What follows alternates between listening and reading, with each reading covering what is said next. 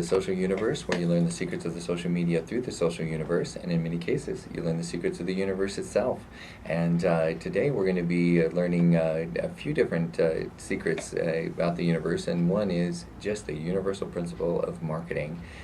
Social media is something that, strange enough, isn't new. It just became electronicized and put into the cloud.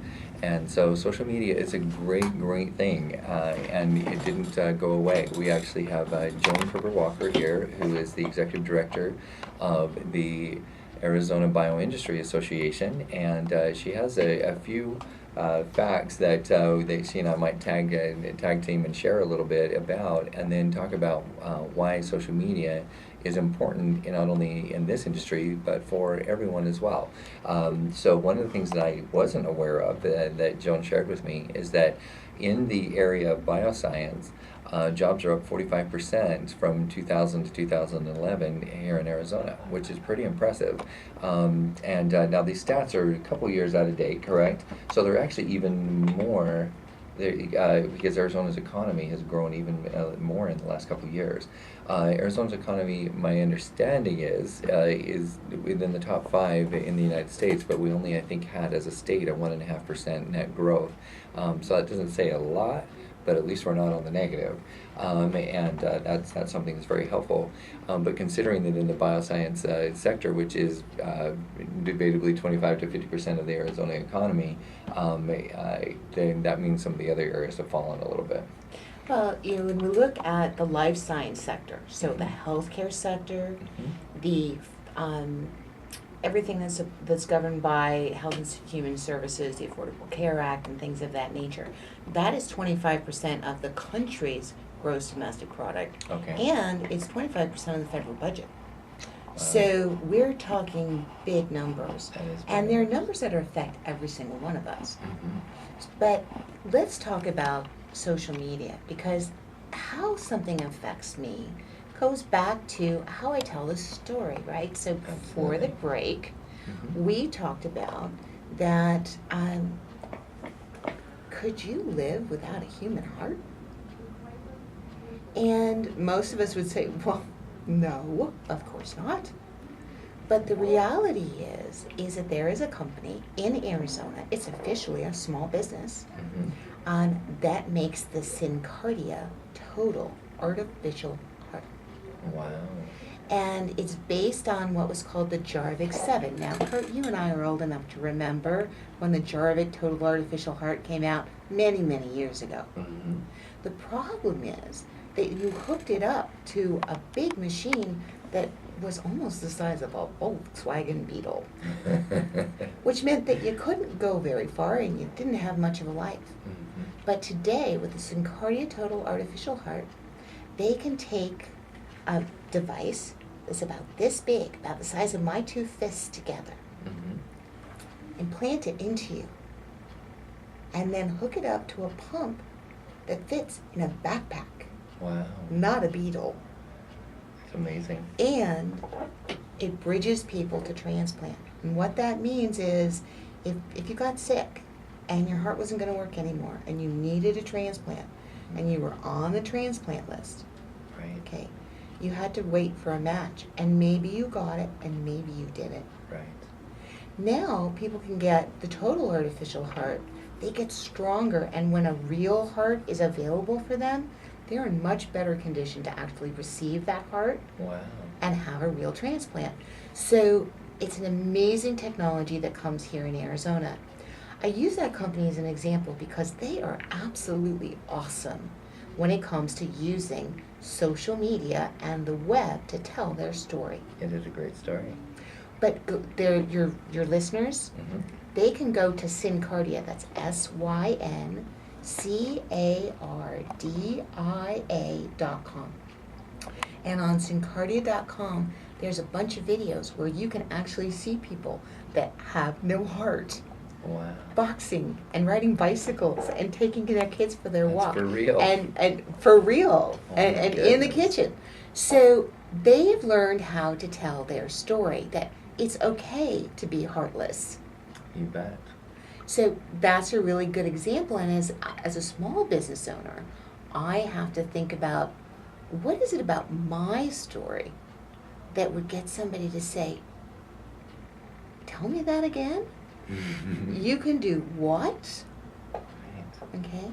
So think about, for your listeners, what is it about their business that somebody would say, tell me that again? I agree. And do think about that. And there's several ways to tell stories. One is through your Facebook. Another one, maybe a little bit more professional content on LinkedIn. But YouTube is the largest search engine in the world right now, over Google. Google doesn't mind because they own YouTube, and they've helped optimize it and create it as a mechanism that you can search and find exactly what you're looking for when you want to find it, and so it's a great tool. So this is a great place to be able to tell your story. Absolutely. YouTube. And it used to be that if you had a video out there and that video was not just right, Mm-hmm. okay, it hurt your business more than it helped it. Sure. But today with YouTube, that's not necessarily the truth anymore. That's correct. And so as long as what you're sharing is interesting, Mm-hmm. a homemade video or even a video that you took with your phone can get a lot of hits. The Absolutely. story is important. You bet. And the story can be either factually engaging, it can be dramatic, or it could be funny. And depending on what kind of an audience you're trying to draw, especially the youthful members of our society love to get together instead of going out to movies on a Friday or Saturday night, or on a weekend of any kind. They get together and watch YouTube little clips, and who can top the other person for the funniest video. So keep in mind, if you can create some things that might appeal to an audience that loves humor, you never know what might go viral. Absolutely. And I think the other thing is, because we are talking about business, Mm-hmm. is, the biggest question I get from people is, how do I get a return on investment from social media? Good call. And Probably the most powerful driving question that anybody asks out there. Yes. And the reality is whether you're using any social medium, okay, whether it's Twitter, Facebook, LinkedIn, websites, YouTube, Vimeo, or many, many others like Google Plus and Instagram and lots of things that are out there now with options, Mm-hmm. is you gotta figure out, where do my customers hang out? Absolutely. If I'm a kid and I'm selling things to a kid market, I'm a Mhm. kid company, then I'm not going to hang out on LinkedIn, Correct. okay? If I am a professional services company, I'm probably not going to get a whole lot of value from Facebook. So as you start thinking about where your customers hang out, you have to think about how you can leverage the amount of resource you want to invest, Mm-hmm. and resources, time and money, and then look at, okay, if I have this much time and money, what's my return on investment? One of the ways when we first started getting into social media, and between myself, my company, and some of the other things I'm involved with, we have a number of Twitter IDs, and those Twitter IDs generate, our user community is about 175,000 people now. And I'm going to have you pause right there. If anybody out there has a pen and a piece of paper, start taking some notes, because the second most common question, besides how do I get ROI out of my social media, is Twitter really all it's cracked up to be? What's the best use of Twitter? So make sure you pay close attention, because we have an avid fan of Twitter amongst us here today. And so tell us how you get great value from your Twitter. Well, I think, with Twitter, a lot of it has to do with who you're talking to. Again, it all goes back to audience. So if you have a loyal following on Twitter, people who read what you read or what you share, and then will share it again, there's value to that. Mm-hmm. Okay. The other thing is, if you build a community of shared values.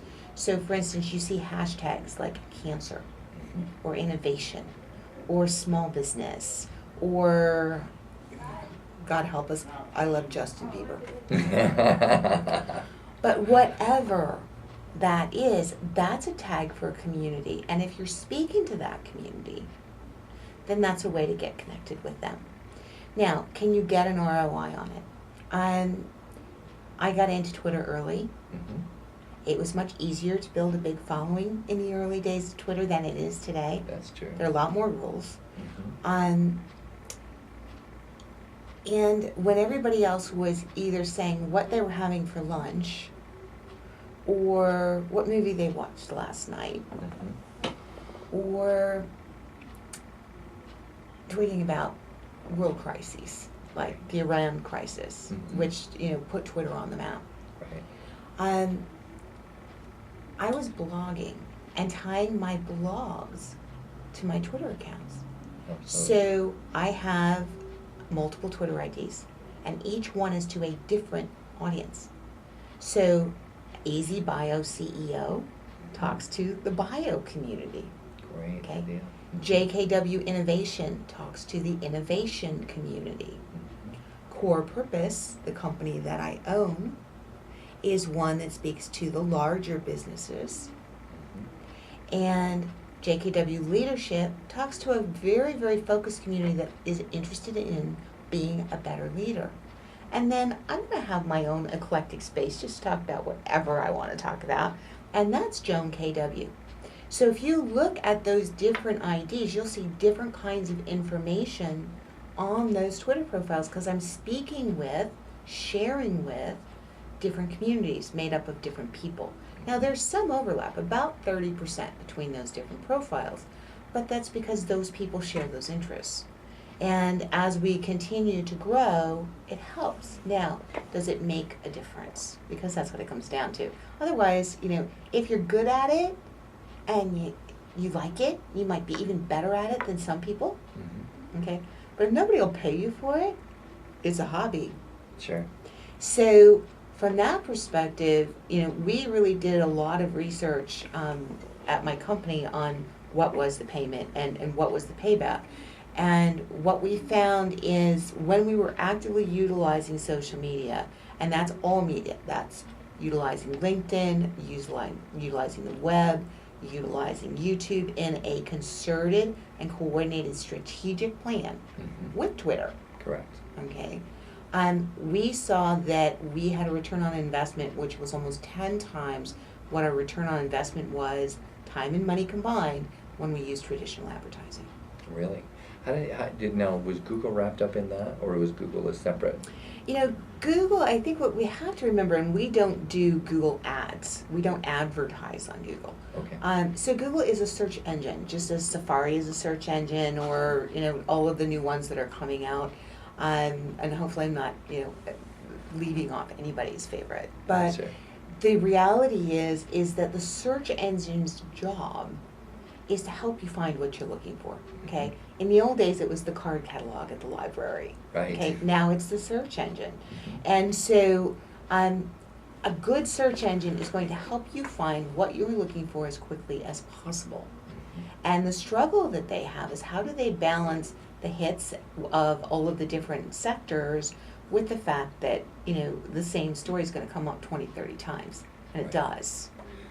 Very good point. In fact, when we come back from break, we're going to talk about kind of the unification theory. We've talked about a couple of different wedges of advertising and how we've mentioned that they should come all under one roof. But when we come back from break, we're going to talk about how the best way is to put them all together.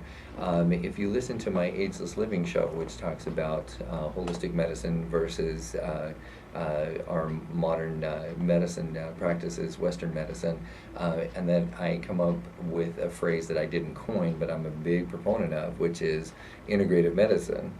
That the same thing is in marketing. You need to have integrative marketing. Everything needs to be integrated together. Somebody blew all the different parts and pieces of marketing apart into all these different amazing angles, but they don't always lead to one place, and you have to create that unification theory to bring them back together. So when we come back from break, we're going to talk about that exact marketing unification theory.